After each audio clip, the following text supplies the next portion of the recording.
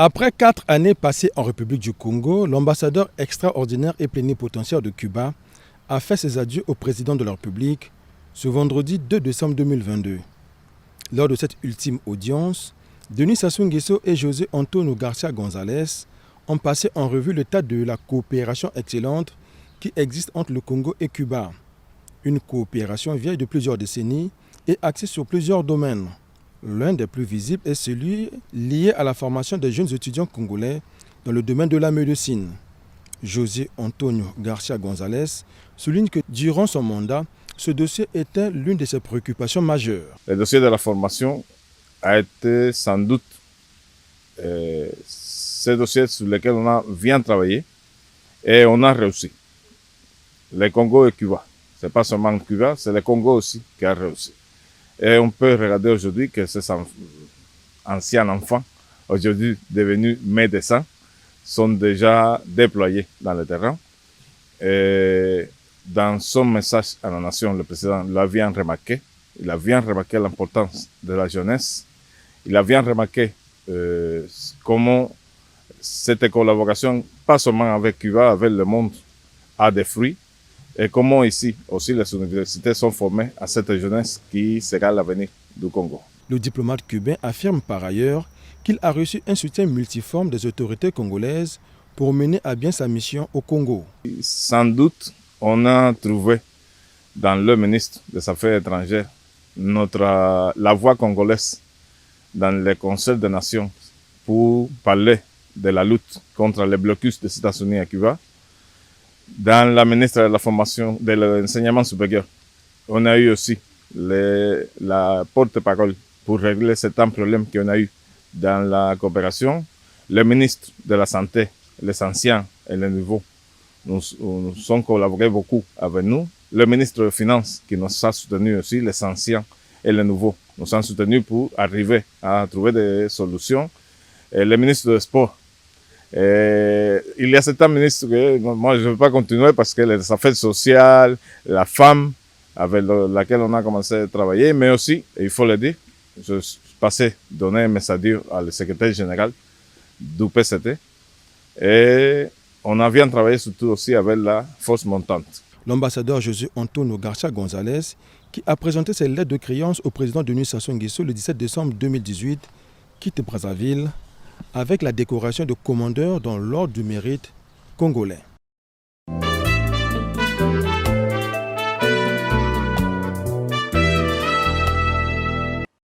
La délégation générale aux grands travaux a célébré ce samedi 3 décembre 2022 le 20e anniversaire de sa création. Le Centre international de conférence de Kintélé, dans la périphérie nord de Brazzaville, a abrité les activités liées à cet événement empreint de solennité et de festivité qui s'est déroulé en présence du président de la République, Denis Sassou Nguesso. 20 ans d'expérience, 20 ans au service de la modernisation du Congo à travers de gigantesques travaux de construction des infrastructures de base et des édifices publics. Occasion pour le nouveau délégué général aux grands travaux, Oscar Utoka, de rappeler les efforts consentis dans l'aménagement du territoire et le désenclavement de l'arrière-pays. Jusqu'en 2004, seul Brazzaville et Pointe-Noire disposaient des sièges de mairie dignes. Aujourd'hui, nous en sommes à 61 hôtels de ville. Jusqu'en 2004, en dehors de Brazzaville, Pointe-Noire et timidement Dolisie, aucune commune, aucun chef-lieu de département ne disposait d'1 kilomètre de bitume, sauf quelques lamelles de goudron de route touchant les localités de Sibiti, Kinkala, Owando, Djambala et Imfondo. Aujourd'hui, nous en sommes à près de 400 km de voirie urbaine revêtue.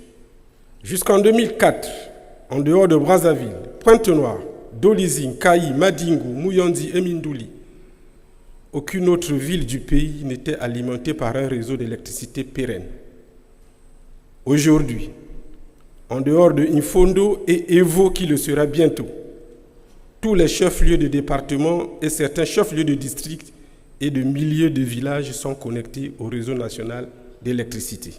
Jusqu'en 2007, le Congo disposait d'un réseau routier national revêtu de 1200 km. Aujourd'hui, plus de 3100 km de routes sont bitumées au Congo. Jusqu'en 2006, Seul Brazzaville disposait d'un complexe sportif aux normes.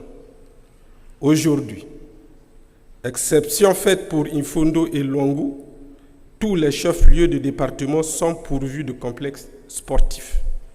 Depuis mars 2022, la délégation générale aux grands travaux a un nouveau cadre juridique. Un décret présidentiel a été publié à cet effet avec de nouvelles attributions. Des organes ont été créés pour renforcer l'action de la délégation générale aux grands travaux, une délégation qui s'est engagée à relever d'autres défis de développement du pays au cours des prochaines années.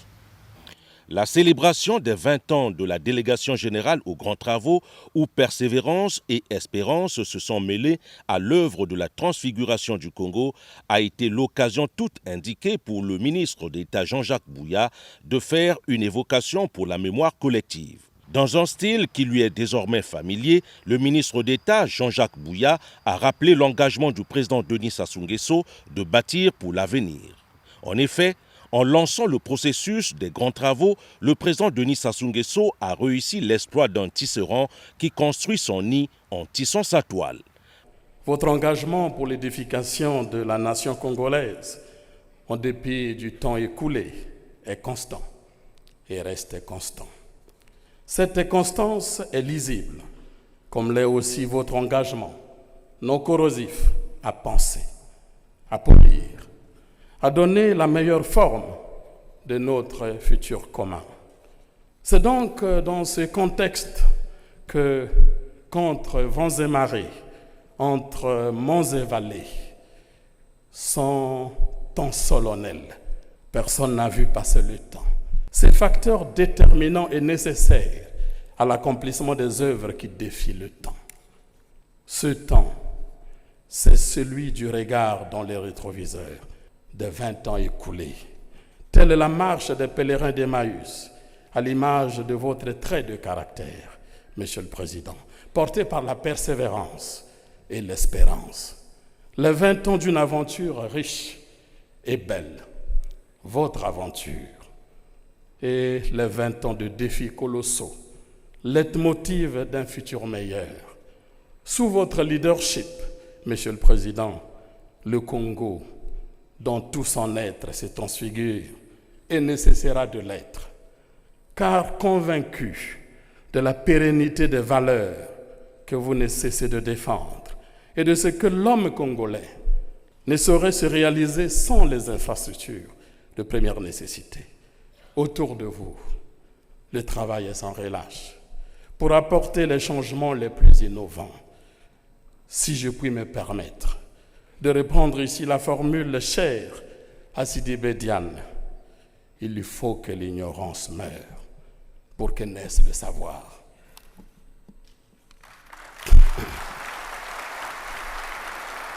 Au terme de cette allocution riche en enseignements, le public a d'abord suivi un film repère intitulé « 20 ans en 20 minutes », ensuite les impressions du Premier ministre, chef du gouvernement, Anatole Koliné-Makosso. Vous avez pris le Congo en 1997 avec Brazzaville comme un champ de ruines et vous fallait inventer ou réinventer ce concept. Nous l'avons connu dans les années 30. Lorsque, en proie à une forte crise, les grandes nations se sont engagées dans les grands travaux parce qu'il fallait s'inspirer de la politique économique de Keynes qui consistait à relancer la croissance par la dépense publique, à engager des grands travaux pour permettre de faire en sorte que le salaire distribué fasse augmenter la consommation et fasse augmenter la production, et de sorte que par ce biais, on relance la croissance et l'économie. Mais pas que. Parce qu'il fallait vaincre l'inertie des opérateurs privés. Lorsque l'entreprise privée est défaillante, lorsque les investisseurs ne veulent pas s'engager dans les grandes actions économiques, l'État doit se substituer pour ne pas assister à la mort économique de l'État. Et c'est ce que nous avons compris.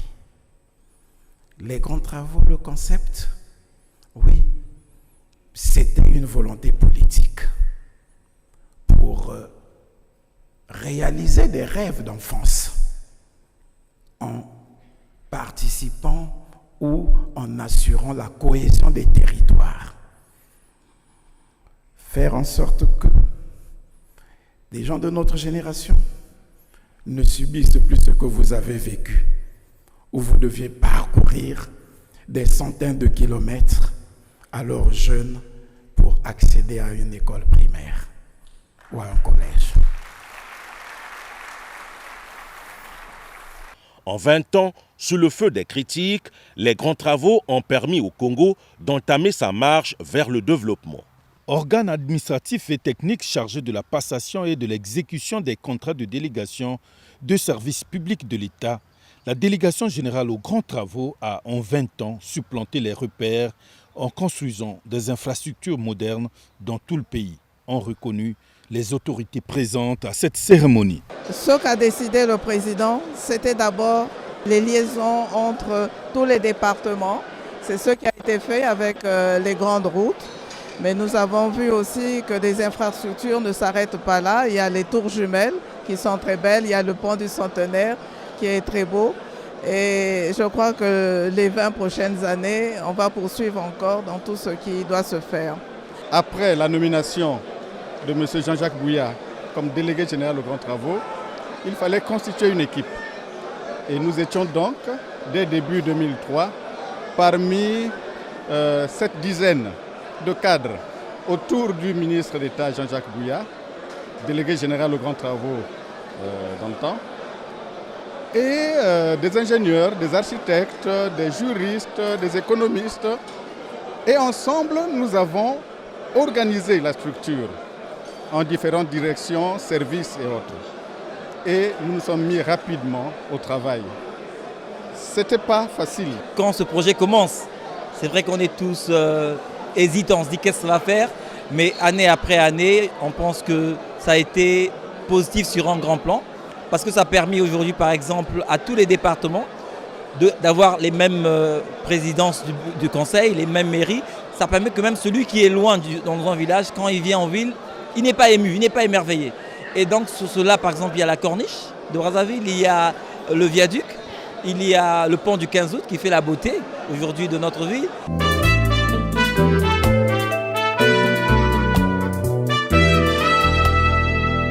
Le Conseil des ministres s'est réuni le mercredi 30 novembre 2022 au Palais du Peuple sous la très haute autorité du chef de l'État, Denis Sassou Nguesso.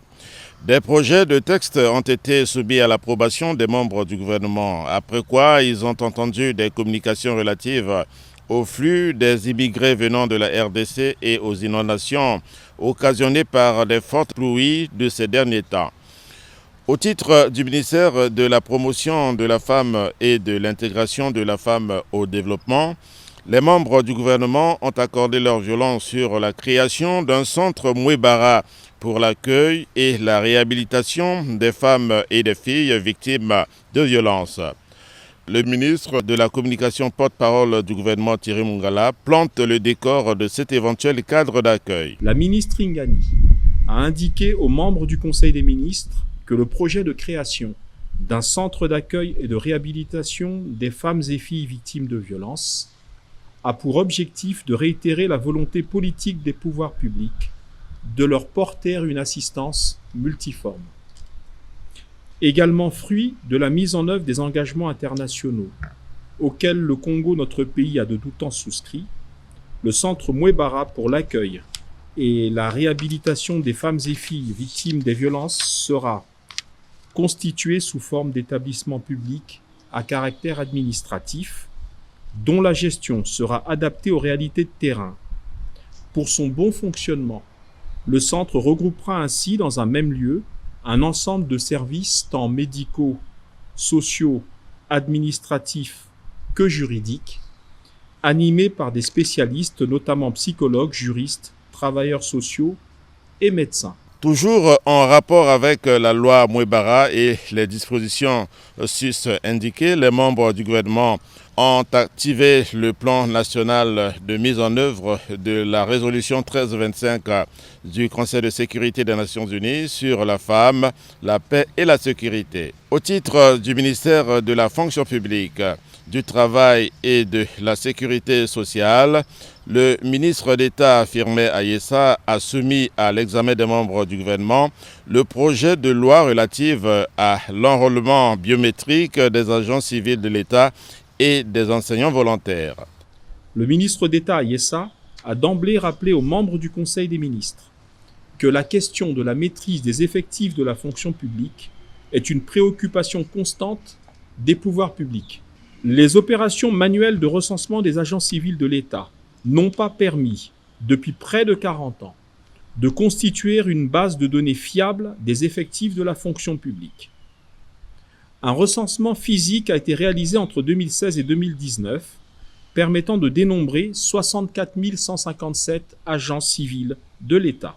Ces résultats, approuvés par un décret du 26 décembre 2018, ont pour suite logique la nécessité de lancer un enrôlement biométrique des agents civils de l'État, afin de consolider les résultats du recensement physique de 2016.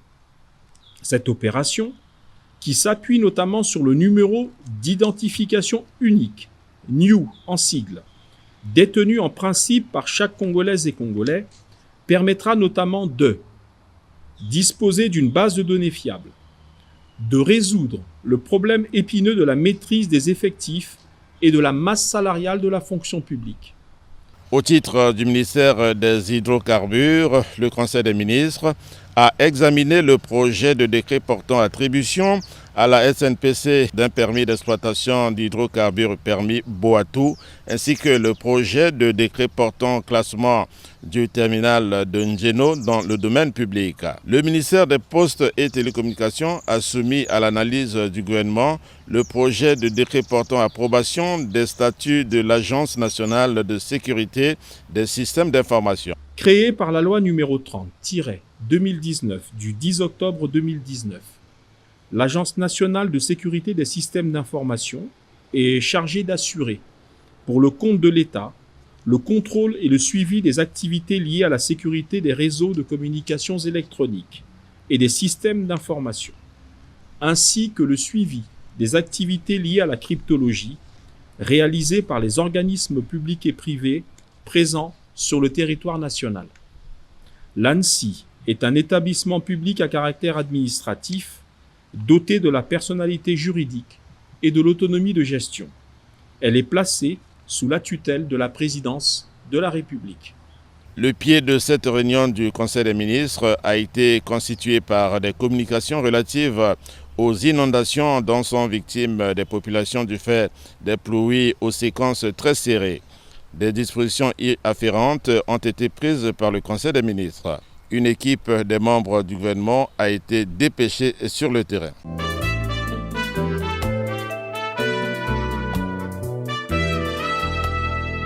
Depuis l'exhumation de la date du 28 novembre 1958 des décombres de l'histoire il y a 12 ans, les anniversaires de la proclamation de la République du Congo se suivent, sans toujours se ressembler. À ce 64e anniversaire, le format retenu est le message sur l'état de la nation du chef de l'État devant le Parlement réuni en congrès. Au Palais des Congrès, cadre habituel pour pareil exercice, toutes les dispositions protocolaires sont prises ce lundi 28 novembre 2022 en matinée pour accueillir le président de la République.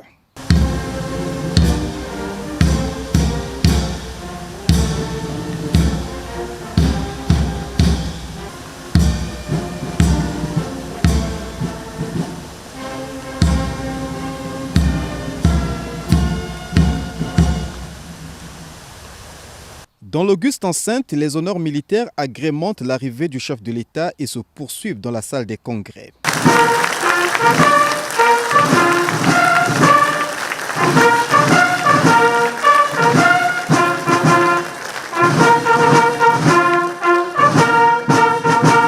C'est Léon Alfredo Pimba, le premier vice-président de l'Assemblée nationale, en sa qualité de président du Parlement réuni en congrès qui ouvre la séance, invitant dans la foulée le premier secrétaire de l'Assemblée nationale, Fernand Sabaye, à décliner l'ordre du jour de la rencontre et les dispositions constitutionnelles et réglementaires s'y rapportant.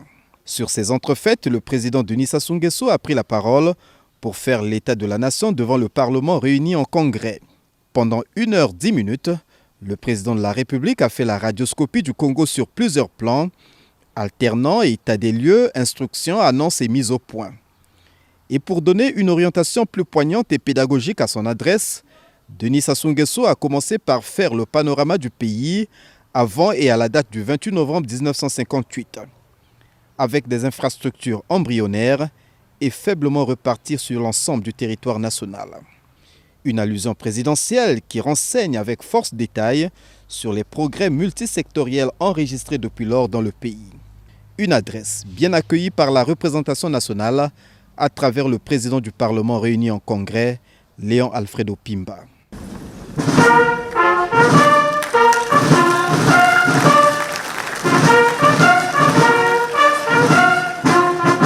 Comme en pareille occasion, une photo de famille a immortalisé ce 64e anniversaire de la proclamation de la République. Les prochaines éditions se dérouleront sur fond de messages sur l'état de la nation du président de la République devant le Parlement réuni en congrès. Un des témoins de l'histoire du Congo, le président de la République Denis Sassou Nguesso, a énuméré quelques avancées significatives enregistrées dans le pays depuis lors. Ce, pour fixer la population congolaise en général, les jeunes en particulier, qui seront nantis de repères objectifs devant fonder leur appréciation du Congo d'hier et d'aujourd'hui. Dans son allocution, le chef de l'État a souligné sa volonté de bâtir un Congo uni et prospère. Une volonté clairement affichée dans la marche vers le développement, traduite dans le plan national de développement 2022-2026. 2022 a été pour le Congo une année difficile, marquée par la maîtrise progressive de la pandémie de Covid-19. Sur fond de résilience, le pays a pu réaliser des progrès palpables, notamment la mise en service de 2 hôpitaux généraux à Pointe-Noire et à Brazzaville, la disponibilité de nombreux jeunes médecins formés au Congo et à l'étranger, la subvention du pain en lien avec le surenchérissement brutal du blé et l'exonération des droits et taxes sur plusieurs denrées alimentaires essentielles.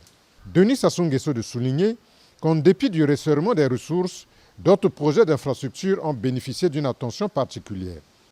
Au cours de cette année qui s'achève, des avancées ont été réalisées dans différents domaines à l'image de l'achèvement de 5 centres pilotes de Brazzaville 1, Pointe-Noire, Dolisie, Ouesso et Oyo, en vue de la migration progressive de la télévision nationale de l'analogique vers le numérique terrestre, de l'achèvement des travaux de construction des casernes militaires qui devront accueillir sous peu les agents des forces armées congolaises, de l'aménagement et du bitumage de la route d'intégration régionale d'Olizine-Dende, spécifiquement les travaux de bitumage jusqu'à Kibangu, assortis du pont de 355 mètres sur le Niari, deuxième du pays par sa longueur après celui de Kwilu, de la réhabilitation, de l'élargissement et du renforcement de la route nationale numéro 2 sur les sections Djiri-Inga, Etswali-Ngo et Ngo-Gamboma, ainsi que le rehaussement du remblai d'accès au pont sur la Léfini. Autant d'efforts fournis par le gouvernement, efforts que le chef de l'État s'est engagé à poursuivre avec une économie nationale qui se redresse progressivement. Après 2 années consécutives de récession, dues essentiellement à la crise sanitaire liée à la pandémie de Covid-19 et aux effets néfastes de la forte baisse des cours des matières premières, notamment du pétrole, l'économie nationale se redresse progressivement ce qui se traduit par un taux de croissance de 2,6% en 2022. Abordant la politique étrangère, le chef de l'État a d'emblée présenté le contexte mondial marqué par le conflit russo-ukrainien. Un conflit qui, selon Denis Sassou Nguesso, suscite la grande mobilisation de la communauté internationale. À cet effet, le président de la République a réitéré la position du Congo, qui est celle de la neutralité, tout en insistant sur la nécessité d'un dialogue continu pour la résolution de ce conflit. En 2022, a poursuivi le chef de l'État, la diplomatie congolaise s'est attelée à affermir les relations d'amitié avec les États et les organisations internationales. C'est ainsi que Denis Sassou Nguesso a rappelé la participation de la République du Congo à plusieurs sommets, parmi lesquels le 6e sommet Union européenne-Union africaine, tenu les 17 et 18 février 2022 à Bruxelles en Belgique, la 27e conférence des Nations Unies sur les changements climatiques qui s'est déroulée courant novembre 2022 à Sharm el-Sheikh en Égypte. Rencontre qui a permis au président Denis Sassou Nguesso de lancer un appel solennel en faveur de l'instauration de la décennie mondiale de la forestation.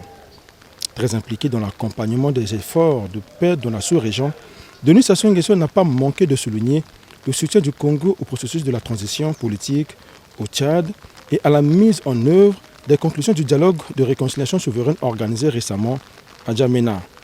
S'agissant de la situation politique et sécuritaire à l'est de la RDC, le chef de l'État a réaffirmé la position de la diplomatie congolaise. De la mobilisation et de la vigilance face à la situation politique et sécuritaire à l'est de la République démocratique du Congo. Notre diplomatie est demeurée mobilisée en vue de la mise en œuvre effective de la feuille de route de Luanda relative à la cessation des hostilités par le groupe M23 et son retrait des positions actuellement occupées. Le Congo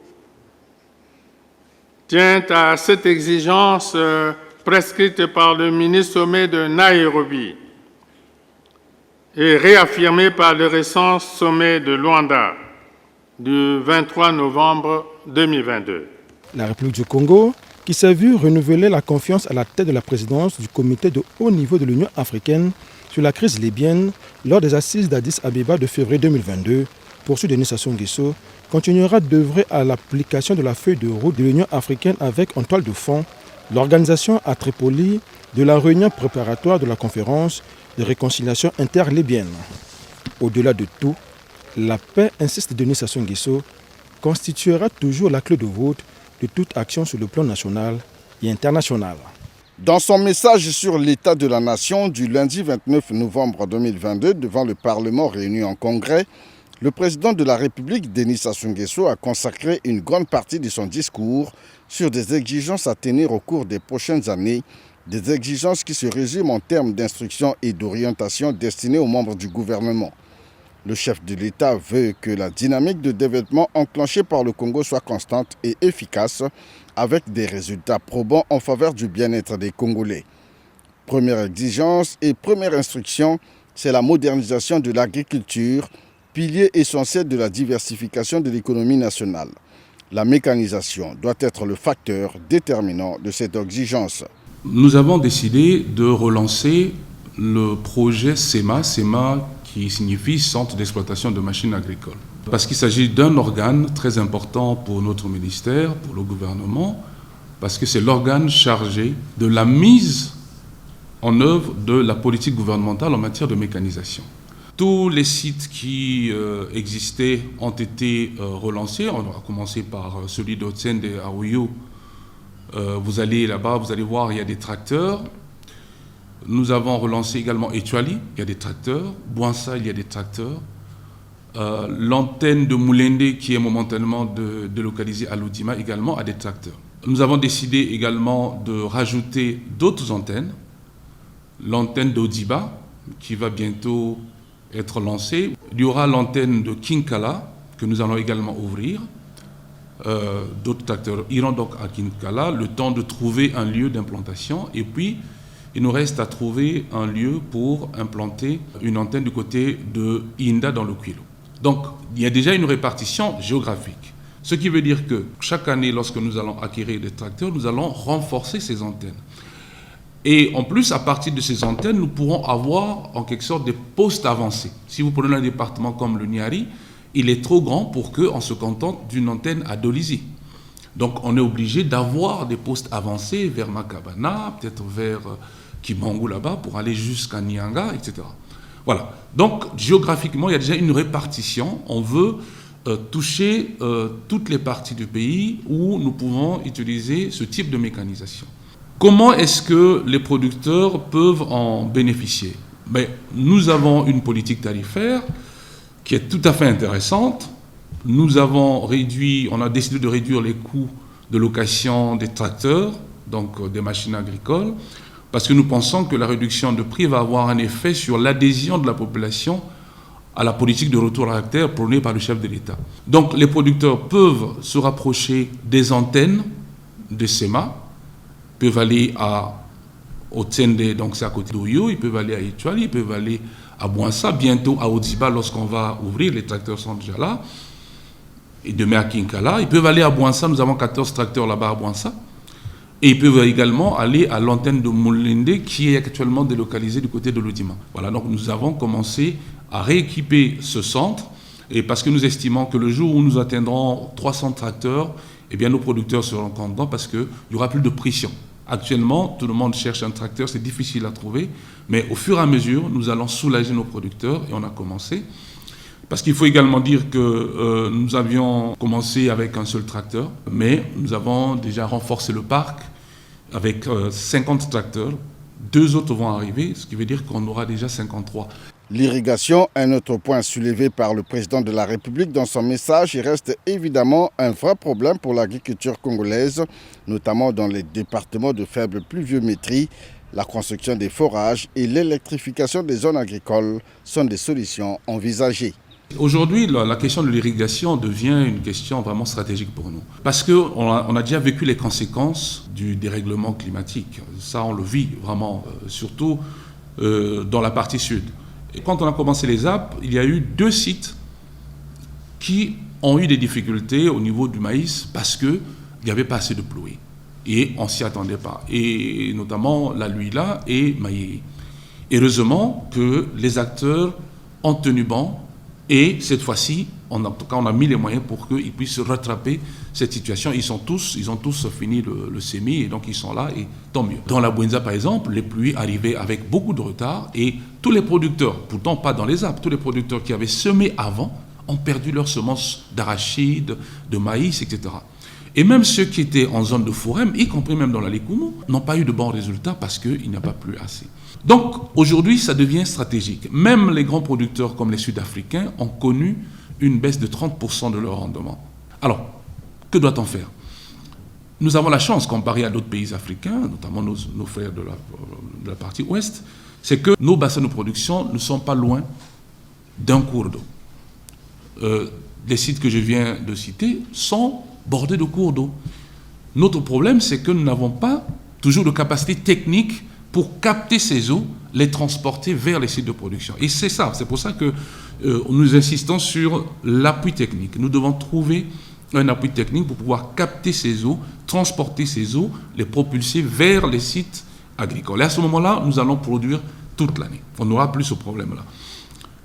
À certains endroits, et lorsque les cours d'eau sont loin des bassins de production, nous avons toujours la possibilité de faire des forages dits agricoles. C'est-à-dire qu'avec de gros diamètres, par exemple 1 mètre, qui vous font sortir de grosses quantités d'eau. Et là, les compétences dans le monde existent. Si nous n'en voyons pas ici, nous devons trouver des partenaires pour nous aider à le faire. Donc, l'autre avantage que nous avons, c'est l'électrification du pays. Dans beaucoup d'endroits, nous avons quand même le courant qui passe. Et nous pensons qu'on devrait également pouvoir amener ce courant, si on peut le faire, sinon on recourt à des panneaux solaires, comme nous le faisons dans certains sites. Mais en tout cas, cette électricité devrait nous permettre d'avoir des forages dits industriels. Même dans les plateaux. J'ai vu un Chinois sortir de l'eau en go. Donc, ça veut dire que l'électrification du département des plateaux est également une chance. Nous pouvons faire des forages très profonds avec de gros diamètres pour irriguer. Les zones agricoles protégées sont en tout état de cause une voie bien tracée pour gagner le pari de la lutte contre l'insécurité alimentaire au Congo. Ce projet, cher au président de la République, s'exécute normalement avec des perspectives heureuses. Nous sommes à 15 ZAP spécialisés dans la production végétale, c'est-à-dire que là où on fait du manioc, du maïs, du maraîchage, etc. Récemment, vous avez vu qu'on en a lancé à Pumako, à Yaya, dans le Niari, etc. Et nous avons même 3 ZAP dans la Sangha en préparation. Simplement que ça va un peu moins vite parce qu'on est en zone de forêt par rapport à des zones de savane. Nous sommes en train de travailler à Mokeko, à Sembe et à Swanké. Donc de ce côté-là, les 15 déjà en fonctionnement, plus les 3 en création du côté de la Sangha, et ça nous donne 18 ZAP spécialisés dans la production végétale. Mais à ces 18 ZAP, il faut rajouter 4 ZAP actuellement d'élevage en création, la ZAP avicole pour l'élevage de poules, pour produire du poulet de chair. Juste à côté, nous avons commencé les travaux de la ZAP porcine pour donc élever les porcs, les cochons. Vous voyez, j'évoque ces 2 produits parce que ça fait partie des produits les plus importés par le Congo. Et donc, on s'y attaque.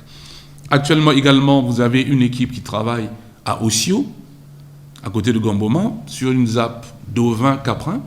Et après Ossio, ils vont aller dans la DIEC, également installer une autre antenne de ce type de ZAP. Donc, au niveau de l'élevage d'animaux, vous avez ces 4 ZAP-là en création. Au niveau halieutique, donc élevage de poissons, nous avons des étangs actuellement en création. Ils sont en train de mettre les tuyaux et bientôt, on va commencer à mettre les alevins. Nous avons également 24 étangs en création à Obuya. C'est visible quand on va au Kit Obuya pour aller du côté de Wando, à gauche, on voit qu'il y a des travaux là. Et nous avons décidé de réouvrir nos étangs de Komono, qui appartiennent à l'État, pour que les jeunes de Komono puissent travailler. Djumuna également, à côté de Brazzaville, parce que ça, c'est vraiment une antenne historique. Et puis, toutes les stations qui appartiennent à l'État. Donc, au niveau halieutique également, nous allons réouvrir, créer des étangs, des espaces de production, c'est ce que nous appelons des ZAP halieutiques. Un peuple qui ne produit pas ce qu'il consomme n'est pas un peuple libre. Plus de 50 milliards chaque année pour l'importation des produits alimentaires, c'est inquiétant. Réduire la facture est un impératif.